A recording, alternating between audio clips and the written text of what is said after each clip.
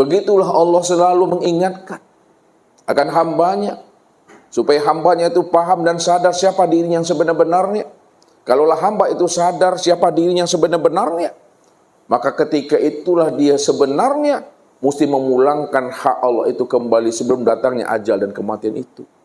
Jikalau kita ingin selamat dunianya dan selamat pula di akhiratnya. Bukankah Allah katakan apa Bapak Ibu kepada kita ini?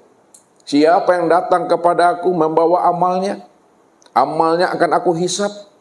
Siapa yang datang kepada aku dengan membawa ilmunya, ilmunya akan aku minta pertanggungjawabannya. Siapa yang datang kepada aku dengan membawa marifatnya, marifatnya juga akan aku tanya. Tetapi siapa yang datang menghadap aku dengan membawa diriku, itu adalah urusan aku. Itu adalah hak aku. Tidak aku hisap amalnya, tidak aku minta pertanggungjawaban ilmunya.